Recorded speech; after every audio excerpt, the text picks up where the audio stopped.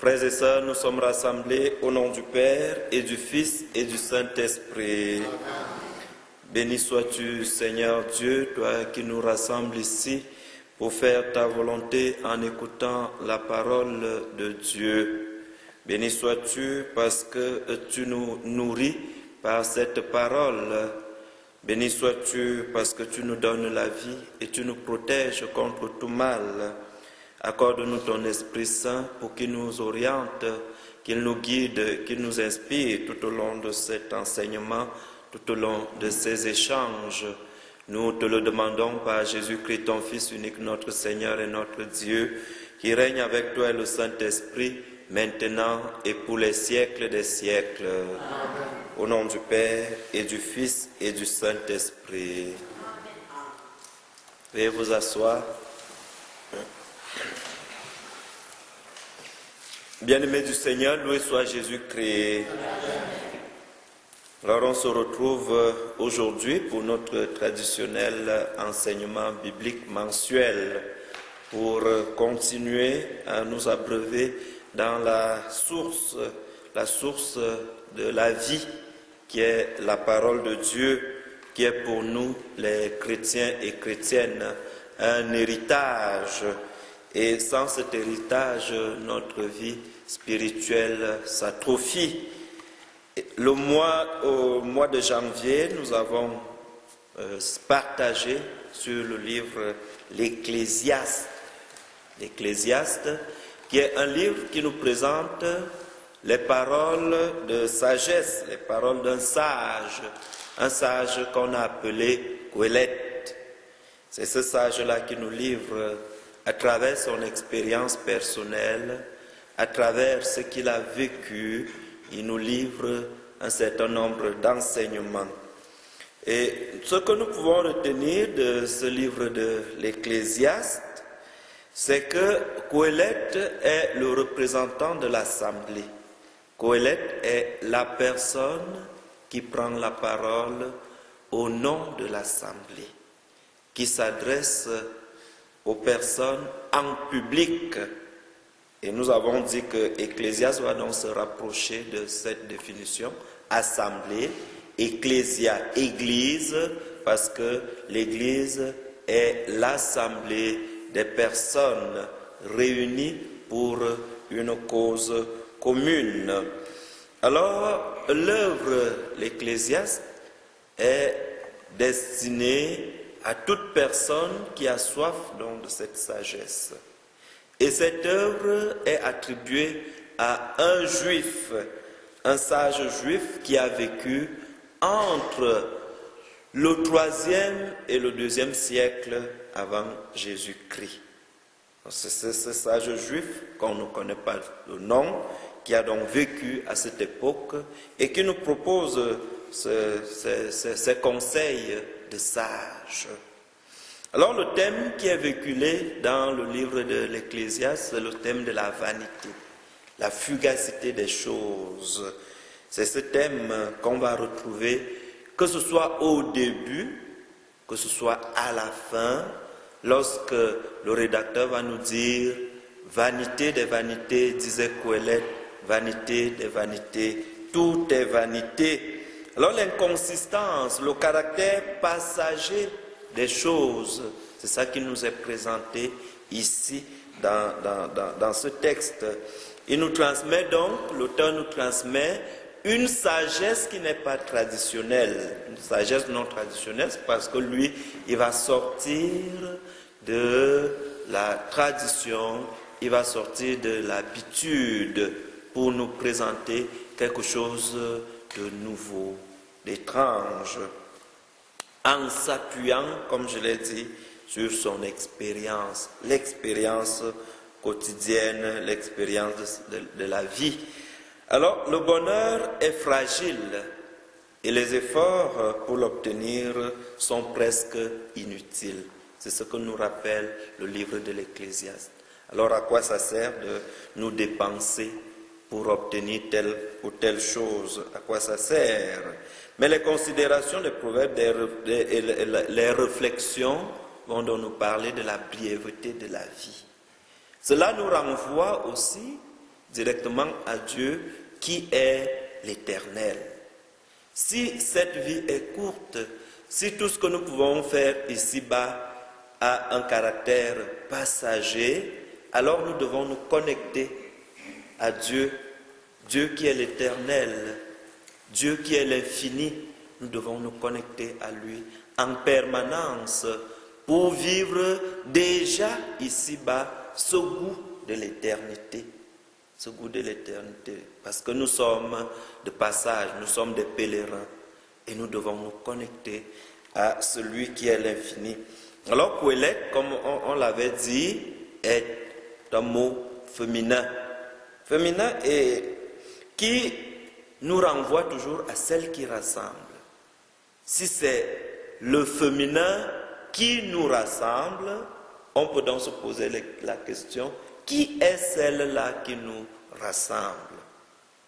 Et on avait dit, celle qui nous rassemble, celle qui peut nous rassembler, ce n'est que la sagesse.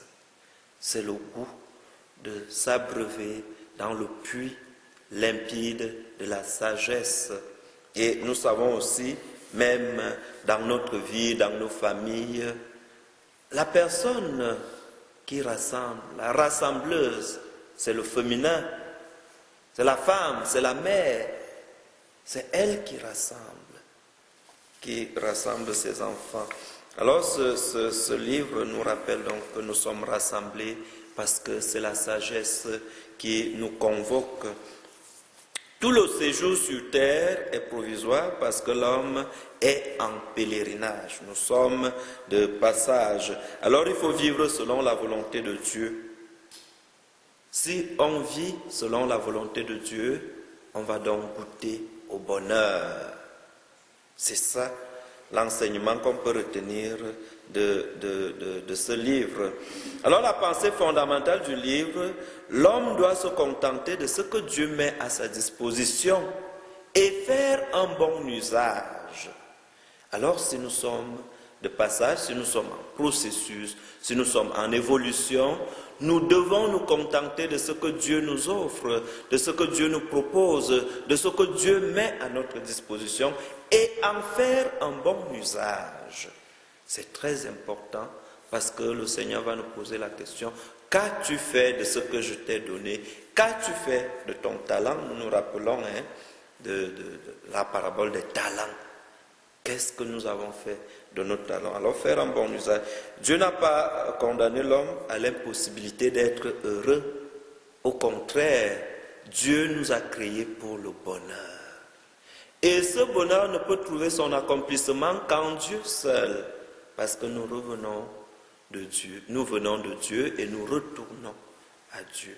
Alors notre bonheur trouve son accomplissement en Dieu. Et c'est ce que Jésus vient confirmer dans l'évangile de Saint Matthieu, lorsque Matthieu nous présente Jésus comme un nouveau Moïse. Et Jésus de nous dire, je suis venu non pas abolir, mais accomplir.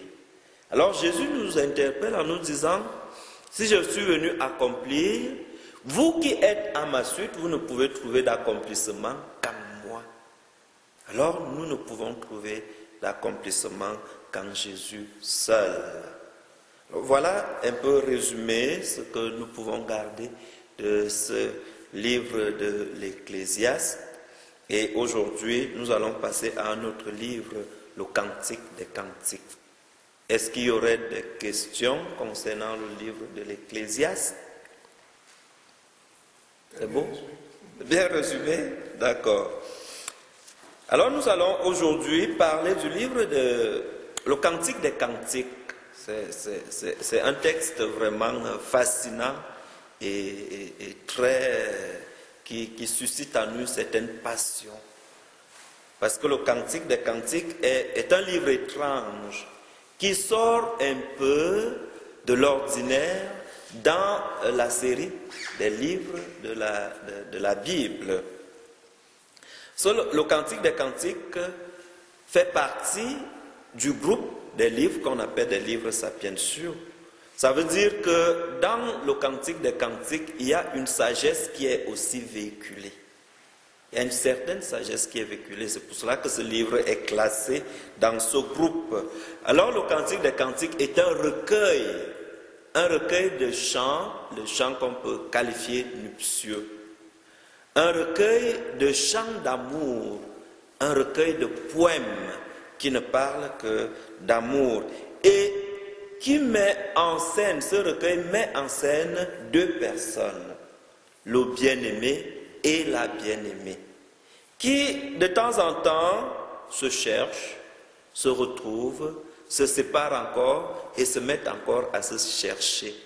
Donc un peu continuellement, cette soif de l'amour, cette nostalgie de l'amour. Deux personnes qui s'aiment, qui se cherchent et qui se trouvent à un moment donné et qui se perdent encore et qui se mettent encore à se rechercher continuellement. Alors nous voyons vraiment se dégager cette envie de l'autre, cet amour de l'autre, ce désir de l'autre, cette nostalgie de l'autre. Alors, dans ce livre, il n'est nulle part question de Dieu. On ne parle pas de Dieu. Alors ça a suscité beaucoup de débats et beaucoup d'interrogations parce que les gens disaient, mais qu'est-ce que ce livre vient chercher dans la Bible? Parce que nulle part on ne parle de Dieu dans ce livre. Alors, est-ce que ce livre est saint? Est-ce qu'il mérite vraiment d'être classé dans le canon des Écritures? Alors, dans l'Antiquité, il y aura des réflexions qui nous seront proposées. On va dire, le Cantique des Cantiques symbolise un poème qui décrit les relations de Dieu avec un peuple, les relations d'amour de Dieu, entre Dieu et son peuple. Ça, c'est la réflexion que l'Antiquité nous propose. Ils vont donc nous dire, si l'amour dont il est question ici renvoie à l'amour de Dieu avec les êtres humains, à l'amour de Dieu avec son peuple, alors ce livre a le droit de faire partie de ce groupe, de ce canon de livres. Alors c'est ce qui a justifié que finalement ce livre s'est retrouvé là. Maintenant le titre, on dit le Cantique des Cantiques. Le Cantique des Cantiques. Pourquoi ce titre? À quoi ça nous renvoie? Comment on peut comprendre ce titre? Et dans le livre du Deutéronome, on va retrouver les expressions pareilles. On va retrouver par exemple une expression, le Dieu des dieux, le Seigneur des seigneurs, le Roi des rois. Alors qu'est-ce qu'on peut comprendre par le Dieu des dieux? On va comprendre que le Dieu des dieux est le Dieu suprême. Le Dieu des dieux est le Dieu par excellence. Le Dieu des dieux est celui qui est au-dessus de tous. Et en lien donc avec le Cantique des Cantiques, nous comprenons que le Cantique des Cantiques renvoie donc au Cantique suprême, au Cantique par excellence. Le plus beau cantique qu'il soit, parce que le Cantique des Cantiques, le Cantique par excellence, le Cantique suprême, parle d'une réalité qu'on peut aussi considérer comme suprême, la réalité de l'amour, parce que l'amour dépasse tout, l'amour est plus fort que tout. Alors, si le Cantique des Cantiques nous parle d'une réalité suprême, alors ce cantique ne peut être que suprême aussi, cantique par excellence. Et on va se poser la question, qui est l'auteur de ces poèmes? Et on va se référer à Salomon, parce qu'on sait que Salomon, c'était un chanteur, c'était un compositeur. Il composait des poèmes, il composait des chants. On va dire, ah, ça doit être lui. C'est probablement Salomon. On va donc attribuer ce livre à Salomon. On va dire, c'est Salomon qui est l'auteur. Mais le livre a été aussi écrit entre le 3e et le 4e siècle avant Jésus-Christ. Donc c'est aussi un livre ancien. Et nous comprenons par là que l'amour n'a pas commencé avec nous. Ça existe depuis, ça existe avant nous. L'amour n'a pas commencé. Donc, avant Jésus-Christ, 3e siècle. Alors ce livre chante une suite de poèmes d'amour mutuel. C'est un amour mutuel, ce n'est pas un amour déséquilibré, ce n'est pas un amour que je t'aime et moi non. Tu m'aimes, je t'aime et toi non. Tu m'aimes et moi non. Non, c'est un amour mutuel, c'est un amour équilibré. Donc deux personnes qui s'aiment mutuellement et qui se cherchent. Donc il y a une certaine réciprocité dans cet amour-là. Et dans cet amour, il y a aussi une certaine fidélité. Je suis fidèle à rechercher l'autre. Je suis fidèle à aller à la rencontre de l'autre. Et je ne suis pas rassasié. L'amour n'est jamais rassasié de l'autre. On veut toujours l'avoir. On veut toujours l'aimer. On veut toujours chercher celle ou celui qu'on aime. Alors, ce livre exalte la valeur de l'amour humain, la vraie valeur de l'amour humain. Et ce sujet de l'amour n'est pas seulement profane, ce n'est pas un sujet profane qu'on va dire non, l'amour n'a rien à voir avec du spirituel. Pourquoi? Parce que Dieu a béni le mariage. Dieu a béni la relation amoureuse. Dieu bénit tous ceux qui s'aiment. Et Saint Jean va nous le rappeler lorsqu'il va nous donner une définition de Dieu. Il va nous dire, Dieu est amour. Alors si Dieu est amour et que le cantique des cantiques nous parle d'amour, alors effectivement, le cantique des cantiques nous parle de Dieu. Alors c'est le thème central qui est ici. Et la relation maintenant amoureuse entre l'homme et la femme, ou les rapports entre deux personnes qui s'aiment, ne vont pas seulement cibler la procréation, mais aussi renforcer le lien qui existe entre ces deux personnes-là. Alors ça, c'est ce que ce livre nous apporte de plus. Il nous apprend que la relation entre deux personnes, ou les rapports que peuvent entretenir les deux personnes qui s'aiment, ne doivent pas seulement avoir pour finalité la procréation. Sinon, les couples qui n'auront pas la possibilité de procréer seront obligés de se séparer. Mais cette relation a aussi pour rôle de renforcer le lien qui existe entre deux personnes qui s'aiment. Alors l'amour s'entretient. L'amour, c'est comme une plante.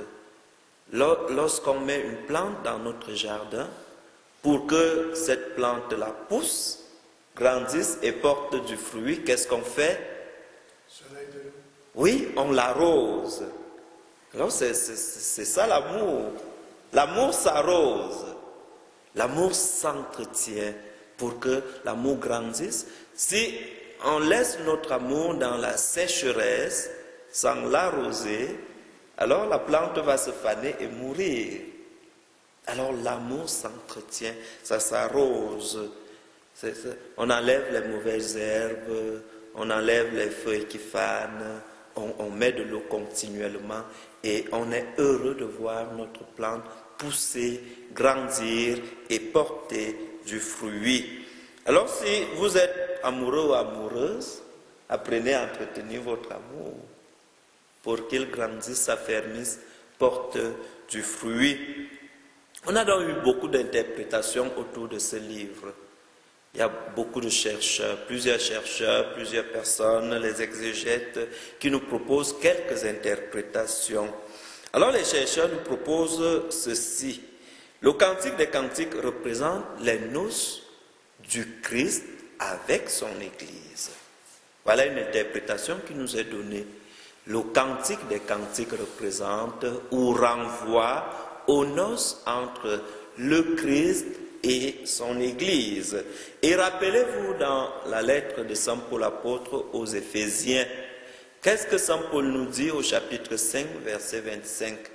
Saint Paul nous dit « Hommes, aimez votre femme comme le Christ a aimé son Église. Aimez votre femme comme le Christ a aimé son Église. Alors les exégètes vont donc nous dire, ce livre qui parle de l'amour, qui ne parle que de l'amour, nous parle de Jésus. Jésus qui aime son Église, Jésus qui nous aime, Jésus qui aime chacun et chacune de nous. Alors ils vont aussi nous dire, ce livre nous présente l'union mystique entre l'âme et Dieu. L'union mystique. Alors je ne sais pas si parmi vous, il y en a qui ont déjà vécu cette expérience, c'est le sommet de la spiritualité, cette union mystique entre la personne et Dieu, entre notre âme et Dieu. Parce que dans l'âme, il y a une partie, un secret, où Dieu nous attend.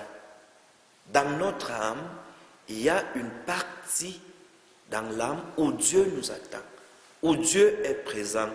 Et c'est dans cette partie-là que se réalise cette union mystique entre Dieu et nous, entre Dieu et notre âme. Donc, on doit toujours faire cet exercice de descendre en profondeur, de descendre dans notre âme. Et lorsqu'on rencontre Dieu, on éprouve un certain goût, une certaine... je ne sais pas comment je peux exprimer ça, mais on veut que ça continue. On s'exprime un peu comme Pierre, hein, pendant la transfiguration. Seigneur, il est bon que nous soyons ici. Et lorsqu'on expérimente cette union mystique entre l'âme et Dieu, on veut rester, on veut demeurer. Et vous allez voir les gens parfois se plaindre. Ils vont vous dire, j'ai vécu une expérience avec Dieu, que j'ai encore envie de vivre cette expérience, mais je n'arrive plus. Je n'arrive plus. Parce que j'ai goûté quelque chose que je n'ai jamais goûté. Ils vont aussi nous dire, c'est l'histoire d'amour entre Dieu et l'humanité. Dieu qui nous aime, Dieu qui aime l'humanité, Dieu qui m'aime et qui vient à notre rencontre. Et ce n'est que l'amour qui peut mettre ensemble, qui peut remettre ensemble deux personnes séparées ou un couple déchu. Ce n'est que l'amour qui peut remettre ensemble deux personnes. Alors ici, la femme est en attente. La femme attend son bien-aimé, elle passe le temps à guetter, elle passe le temps à écouter, elle passe le temps à réfléchir, à penser. Et on nous dit, c'est l'humanité en attente du Sauveur. Nous sommes continuellement en attente. Nous attendons Dieu, nous attendons Jésus, nous attendons notre Sauveur qui vient à notre rencontre. Donc on vit continuellement dans cette nostalgie, la nostalgie de Dieu. Mon âme a soif du Dieu vivant. Quand pourrais-je aller à la rencontre de Dieu? Contempler mon Dieu face à face. Donc on vit continuellement dans cette nostalgie, à la recherche de notre bien-aimé, à la recherche de Dieu. Alors le livre nous enseigne à sa manière la bonté et la dignité de l'amour. L'amour est une chose merveilleuse. La bonté, la dignité de l'amour qui rapproche une personne vers une autre personne. Est-ce que ça va jusque-là? C'est beau? Est-ce qu'il y a des questions? Ça va? D'accord. Alors si c'est bon, on va maintenant prendre un extrait du livre des Cantiques qu'on va écouter, qu'on va méditer et on va partager. Et nous allons prendre cet extrait dans le livre des Cantiques des Cantiques. Je ne sais pas si vous vous êtes déjà retrouvés. Le chapitre 7, versets 12 à 14, au chapitre 8, versets 1 à 7. Le bonheur d'être aimé, la force de l'amour.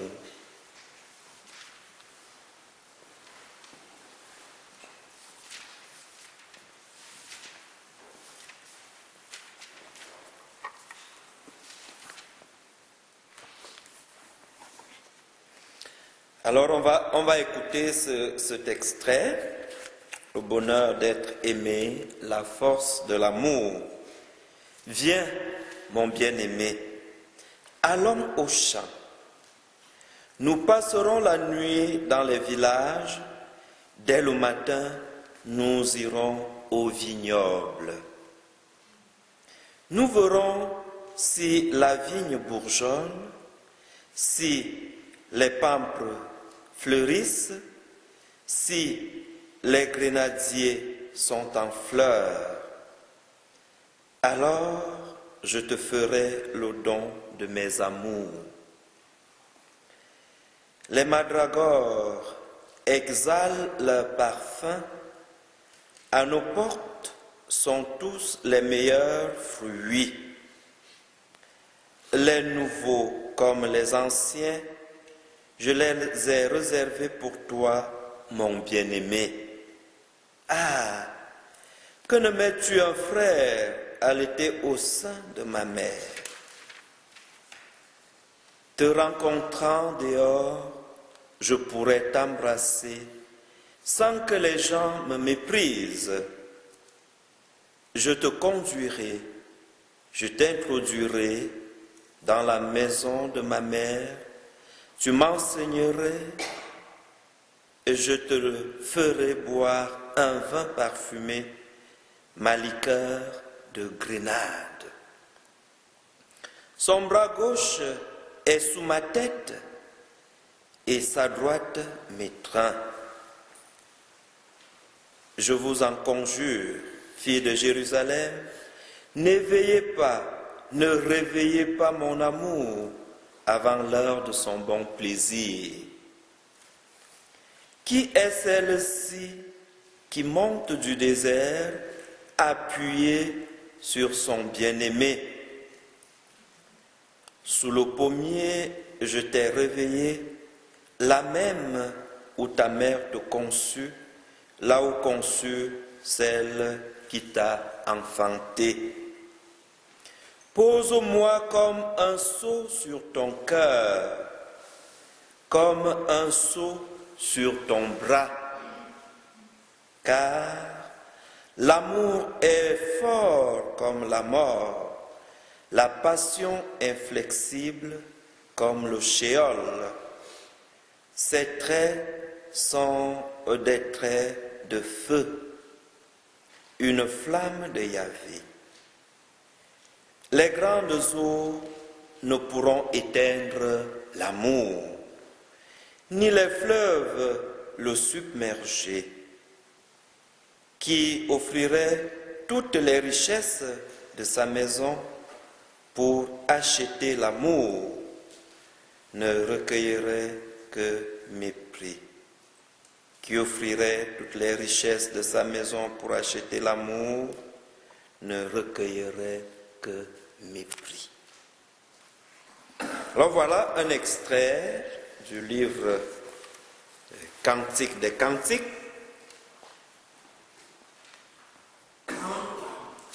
que nous venons d'écouter. Alors qu'est-ce qui vous frappe? Qu'est-ce qui vous touche dans cet extrait? Qu'est-ce qui vous interpelle?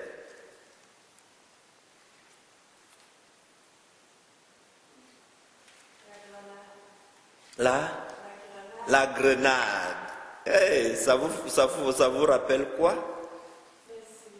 La grenade, ça me dit noyer dedans, c'est bon, c'est doux, mais j'ai pas trop compris le Oui, c'est ça. La grenade, oui, c'est beau. Donc il y a des symboles comme ça, des amoureux. Oui, autre chose?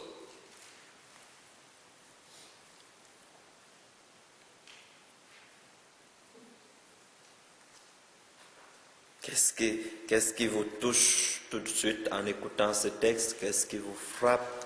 Parce que c'est le bien-aimé qui parle. Après, c'est la bien-aimée qui parle. Oui. L'attention l'un de l'autre. À l'écoute de l'un et l'autre. Oui, c'est ça. L'écoute. L'écoute, c'est primordial dans une relation amoureuse. J'écoute. J'écoute et dans l'amour de nos ancêtres, l'amour de nos parents, de nos grands-parents, il y a toujours des témoignages. Une dame qui dit, lorsque je suis déjà sensible à la voix de mon mari, au point où, lorsque mon mari tousse, je saute et je crie, « Chérie, qu'est-ce que tu as dit ?» C'est ça. « Chérie, qu'est-ce que tu as dit ?» Alors, cette voix-là, cette écoute attentive, je connais, et cette écoute va même plus loin au point où une femme peut détecter les pas de son mari. Elle est dans la chambre, quelqu'un passe au couloir et va dire, chérie, c'est toi qui passes? J'ai reconnu tes pas. Donc l'écoute est tellement développée que je connais quand la personne que j'aime fait du bruit, quand la personne que j'aime passe, quand la personne que j'aime bouge. Je sens que donc cette écoute peut aller jusque-là. C'est ça, oui, il y a l'écoute. Est-ce qu'il y a autre chose qui vous touche dans cet extrait? Alors, il y a d'autres images, Cynthia a parlé de Grenade, il y a d'autres images, le printemps. On va sortir pendant le printemps. Qu'est-ce que ça vous rappelle le printemps? Tout fleuri. Oui, tout fleurit, la vie rejaillit. Alors, c'est pour dire, c'est pendant le printemps que l'amour renaît, que l'amour rejaillit, que l'amour ressuscite. Alors, c'est une image forte aussi. Pendant le printemps, j'irai chercher mon bien-aimé et je vais l'entraîner sous un pommier. Oui, hein? Sous l'arbre d'amour. On voit souvent, quand on s'aime, on va dans la forêt, on joue, on se cache derrière l'arbre, on met une marque, on met le cœur, on disparaît, l'autre vient, ma bien-aimée est passée par ici, sous un pommier. Oui, l'image du printemps. Donc, la relation amoureuse est toujours à développer. Comme je viens de dire, c'est toujours à entretenir, comme une plante qu'il faut toujours. Et son épanouissement passe à travers les étapes de la vie. Donc, dans notre relation amoureuse, on peut aussi vivre les 4 saisons. On peut vivre l'été, on peut vivre le printemps, on peut vivre l'hiver, on peut vivre l'automne. Mais il faut qu'il y ait toujours ce printemps dans notre relation qui vient nous rappeler nos débuts, notre amour, notre relation, notre vécu. Ce qui est vécu aujourd'hui ouvre sur la nouveauté de demain. C'est ça à quoi nous rappelle aussi le printemps, la nouveauté de demain. Donc l'espoir, l'espérance. Alors l'amour s'accomplit dans le fait d'être prêt à se donner et à donner. Lorsque j'aime l'autre, je suis prêt à me donner. Et lorsque j'aime l'autre, je suis prêt à l'accueillir. Laisser que l'autre se donne à moi. Je me donne et j'accueille. Alors, l'amour est un don de Dieu. Et les jardins sont les lieux favorables pour les amoureux, n'est-ce pas? On parle de printemps, il y a aussi l'image du jardin. Allons dans un jardin. Les scènes d'amour.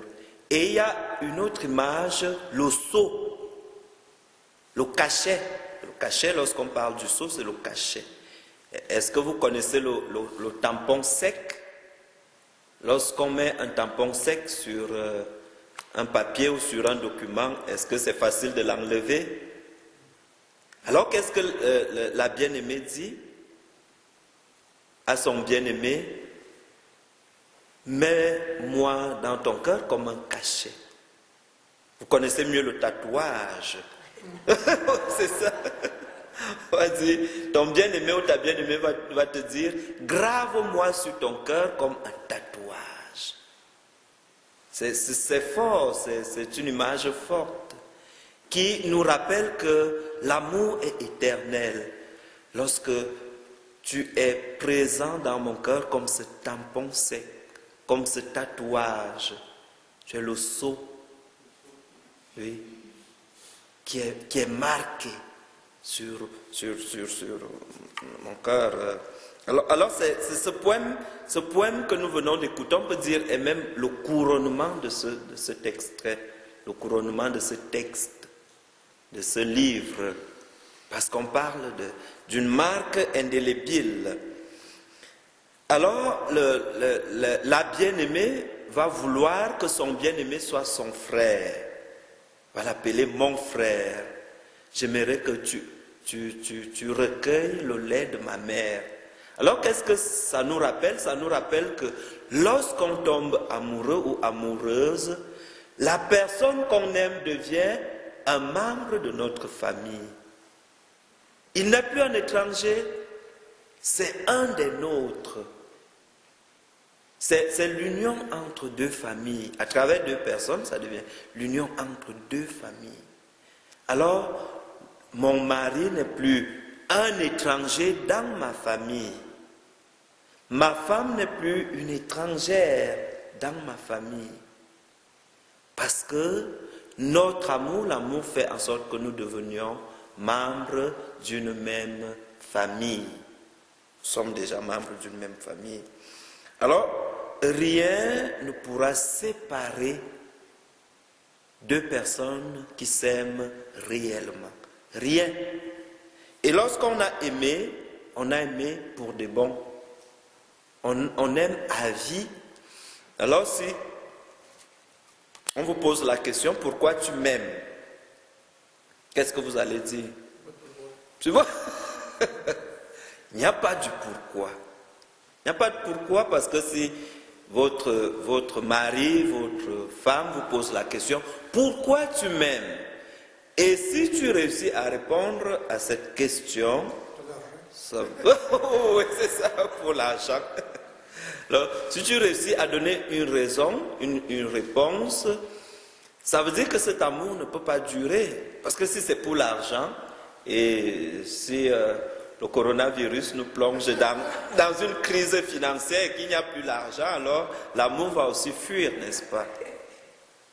Oui, c'est ça. Si c'est pour la beauté physique, et si un jour mon bien-aimé fait un accident et que cet accident le déforme, détruit sa beauté physique, est-ce que je ne vais plus l'aimer? Alors, l'amour est d'ordre spirituel. Deux êtres qui s'aiment, qui se mettent ensemble et qui ne sont pas capables de dire pourquoi ils s'aiment. Oui. Les merveilles, tout le poème, on a beaucoup d'émerveillement. L'un tu verrais pour l'autre, qu'un pour l'autre. L'émerveillement à la cœur, devant de l'amour aussi. C'est pas un émerveillement devant la beauté physique, devant les choses, pourquoi. Devant cette partie cachée que tu as dans le cœur, que ton cœur, que Dieu est, cette partie-là qui m'a donné, seul le conjoint peut le voir. Parce que le conjoint, toi, tu n'es pas c'est le tien, parce que tu vois un peu sa beauté intérieure. Tu sais qu'il va grandir l'amour tout le temps, mais c'est cette chose de communion d'être ensemble. Oui, c'est ça. C'est un élément très important, l'émerveillement. Lorsqu'on écoute le poème, on voit que le bien-aimé s'émerveille de la bien-aimée s'émerveille du bien-aimé. Alors, ces personnes vont voir chacune dans l'autre ce que personne d'autre ne peut voir. Et on peut parfois se poser des questions si on rencontre des couples un peu déséquilibrés où on voit peut-être la femme est très belle et le monsieur n'est pas... Ou bien le monsieur est très beau mais la femme n'est pas... Alors on va se dire, mais comment se fait-il que ces deux personnes sont ensemble? Oui, c'est ça. Alors il y a quelque chose en l'autre que je vois, que je goûte et que personne d'autre ne voit. Alors on va passer le temps à s'apprécier, à s'émerveiller, à apprécier l'autre, à encourager l'autre. C'est ça l'amour. Et ça vient donc nourrir l'amour. Et lorsqu'on écoute la bien-aimée, dit attention, ne faites pas trop de bruit parce que mon bien-aimé dort. Ne faites pas de bruit pour le réveiller parce qu'il doit se réveiller à son c'est ça. Il doit se réveiller à son bon plaisir. Alors c'est elle qui prend les devants. Oh les enfants, ne faites pas trop de bruit parce que mon bien-aimé dort. Mon bien-aimé se repose. C'est ça. Donc il ne faut pas que ce soit la femme qui fasse trop de bruit pour réveiller son bien-aimé. Parce qu'elle nous apprend ici qu'il faut plutôt dire aux autres de ne pas faire trop de bruit parce que mon bien-aimé dort. Donc le souci de l'autre. Et ça aussi, ça entre dans l'émerveillement, le souci de l'autre.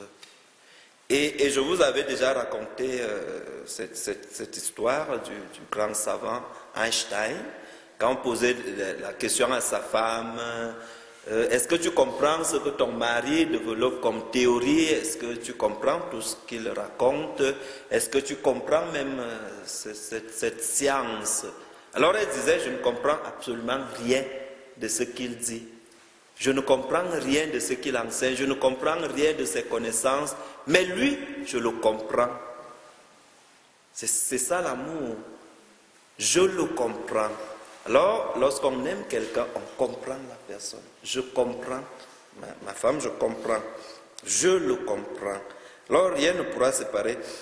Et dans tout amour vrai entre un homme et une femme, il y a toujours l'étincelle divine.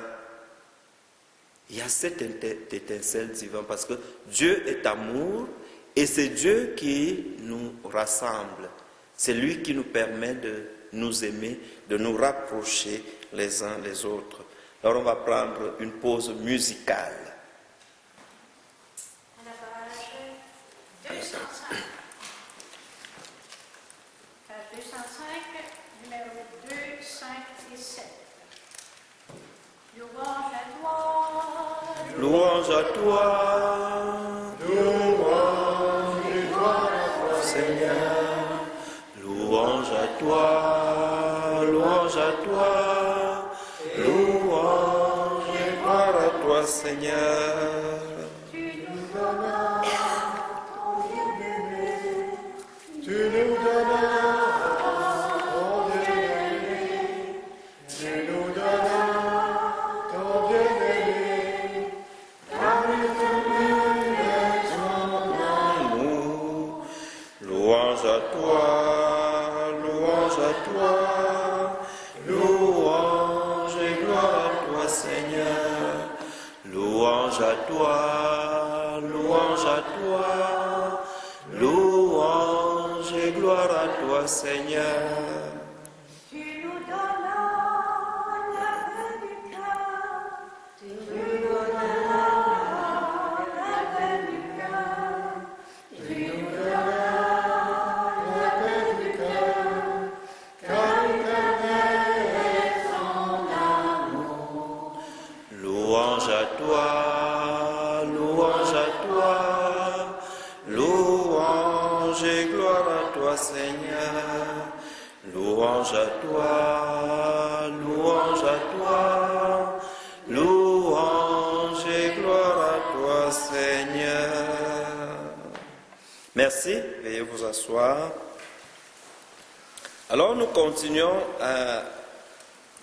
à dire que dans cette relation d'amour réciproque, nous voyons l'intervention spontanée du bien-aimé ou de la bien-aimée qui veut protéger la relation amoureuse entre les personnes.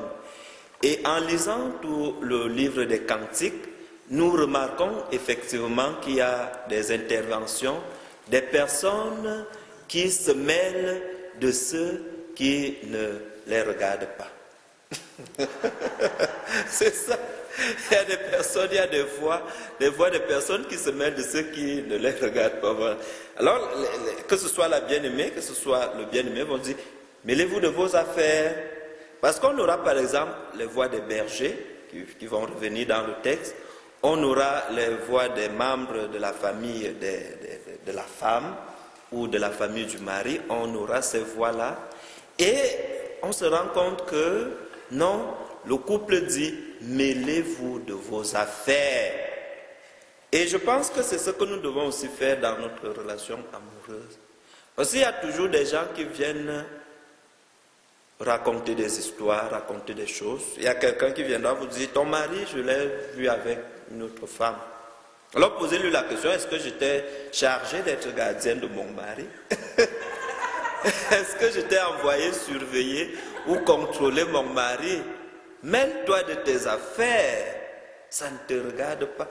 D'autres vont te dire, oh, ta femme fait ceci, ta femme a fait cela, et ainsi de suite. Non, ce n'est pas ton affaire, c'est mon affaire, c'est ma femme.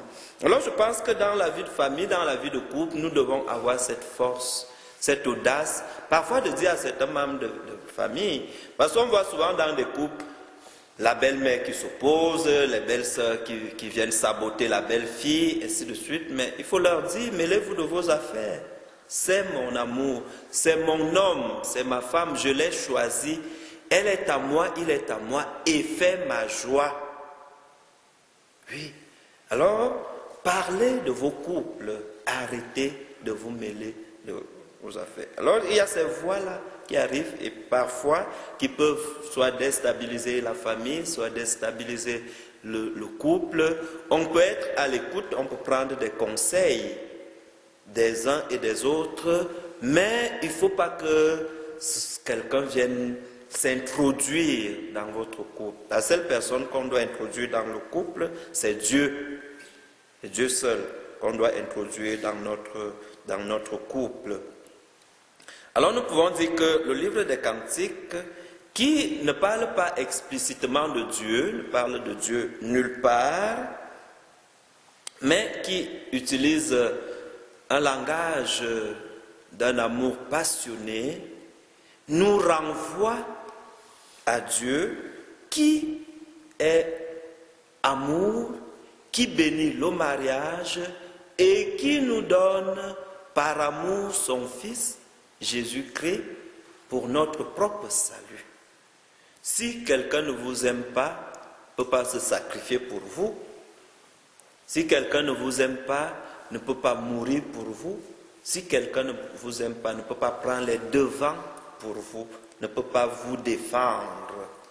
Alors Dieu est amour. Et dans cette relation entre les époux, on voit aussi la relation entre la personne et Dieu. Cette relation d'amour qui me lie à Dieu et qui, à un certain moment, me fait trouver Dieu. Je suis content parce que je l'ai trouvé, je l'ai rencontré, j'ai goûté à sa présence. Et à un moment donné, me plonge aussi dans le désert qui crée en moi cette soif de Dieu. Et comme je disais tantôt, qui me plonge dans cette nostalgie qui fait que je serai continuellement en train de chercher Dieu. Je serai continuellement en train d'aller à la rencontre de Dieu pour dire, où te caches-tu, Seigneur? Je t'aime, je te cherche. Et ici, on trouve une fidélité à toute épreuve. Parce que la séparation est aussi une épreuve. Lorsque je vis quelque temps sans avoir à mes côtés mon bien-aimé ou ma bien-aimée, ça peut être pour moi une épreuve. Alors cette épreuve doit me maintenir dans la fidélité. La fidélité à toute épreuve. La fidélité à toute situation dans un couple. Il est possible d'être vertueux à tous les cours de vie. Donc on peut être vertueux dans notre vie de couple. On peut vivre la vertu du début à la fin parce qu'on a accepté l'autre, parce qu'on l'a aimé.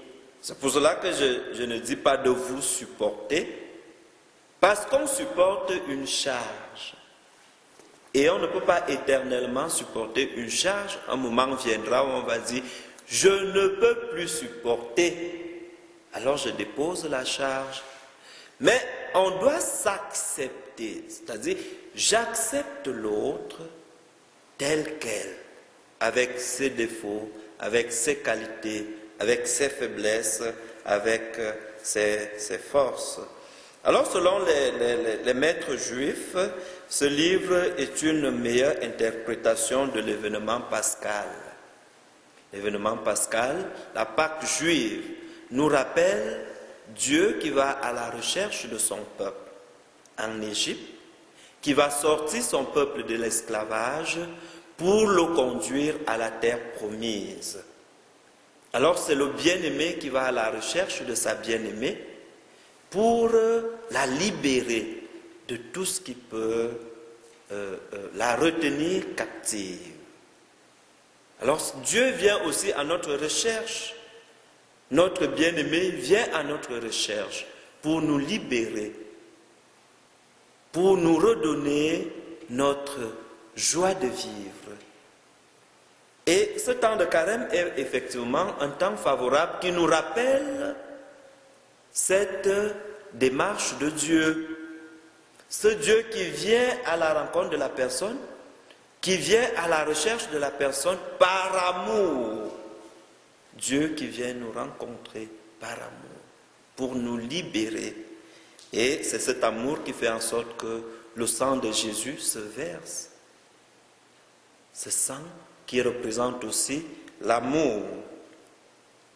Alors pour conclure, nous allons recueillir trois réalités qu'on peut appeler trois grandes affirmations sur l'amour.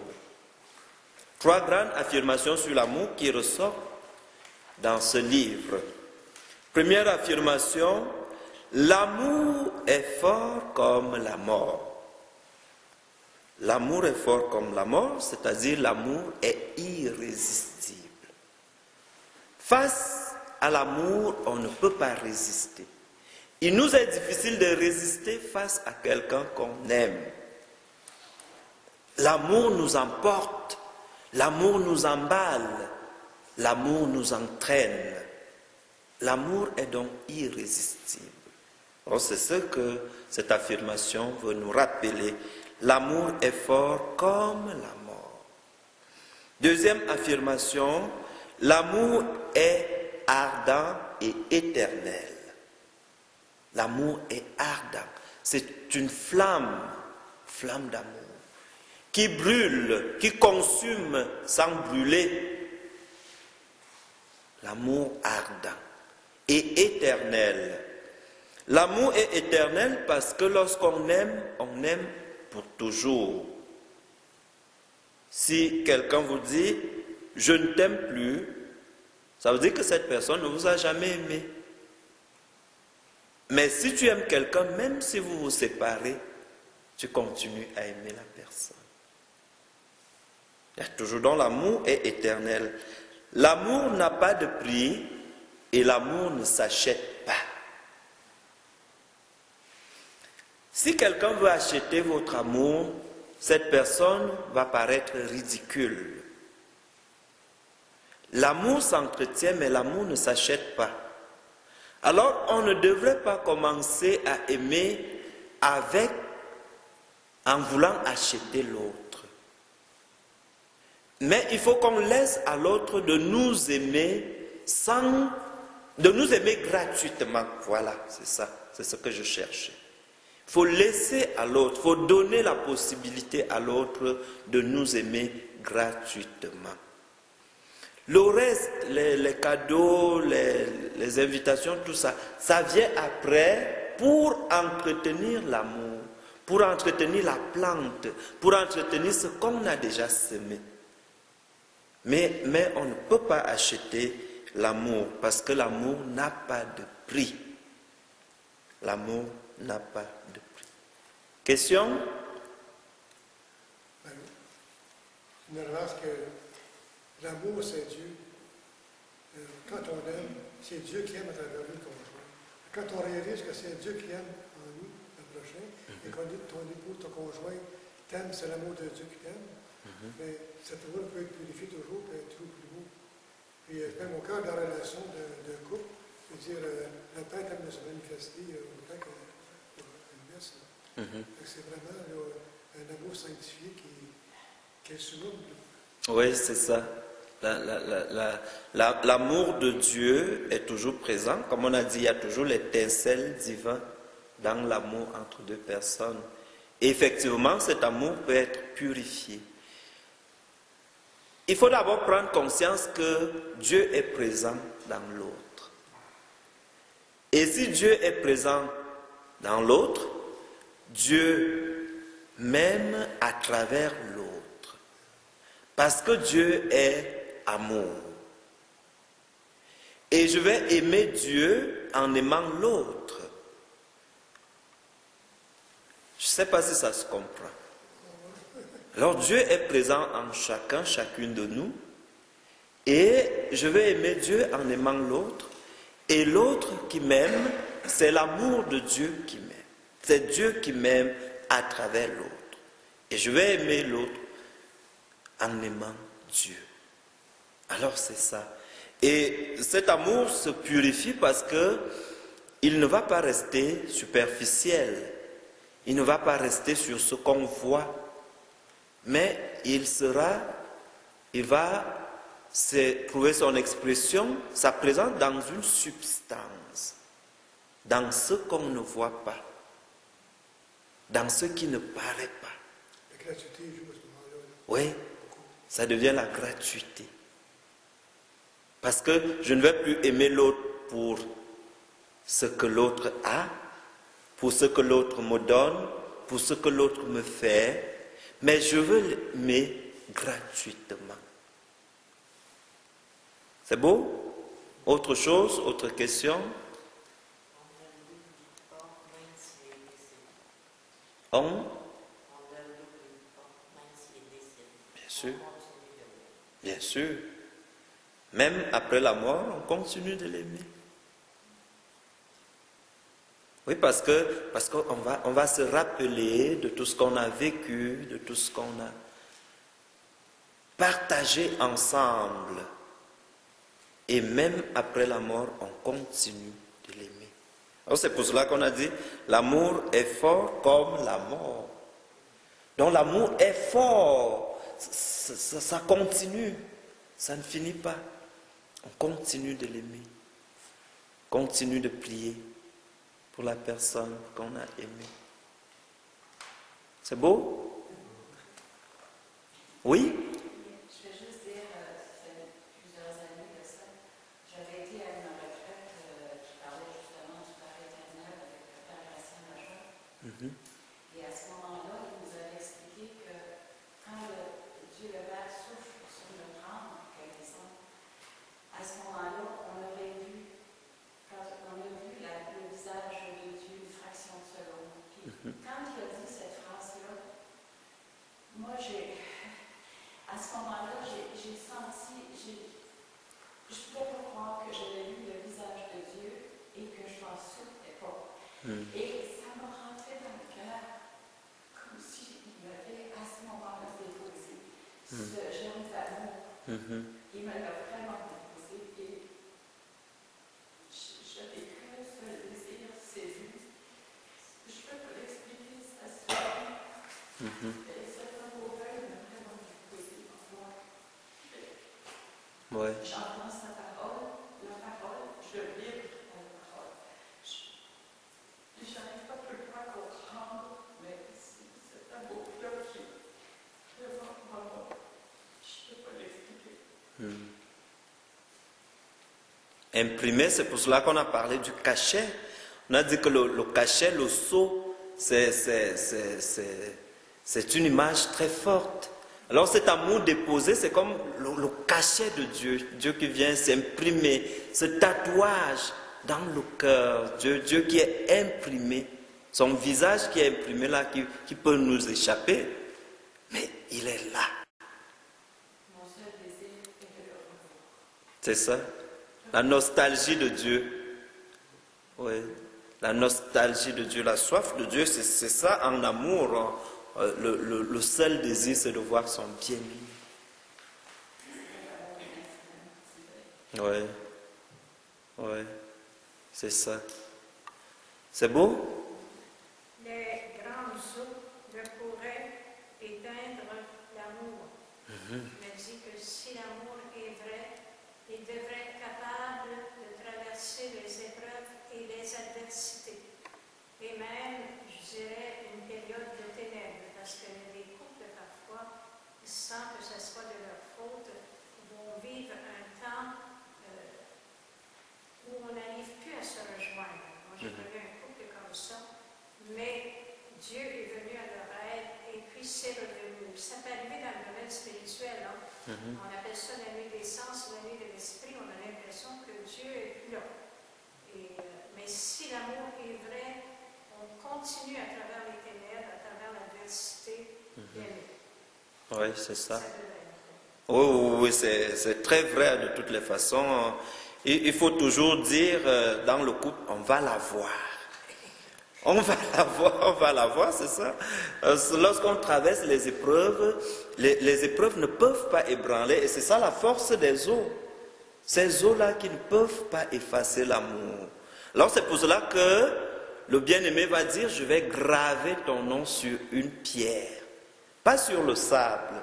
Si je vais au bord de la mer, je grave ton nom sur le sable. Lorsque les eaux vont arriver, vont effacer. Mais je vais graver ton nom sur la pierre.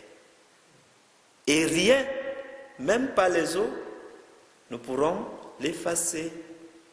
Alors dans le meilleur, dans le pire, il faut que l'amour continue. Il faut qu'on se soutienne, malgré les épreuves. Et c'est pendant les moments d'épreuve qu'on doit plutôt davantage être unis.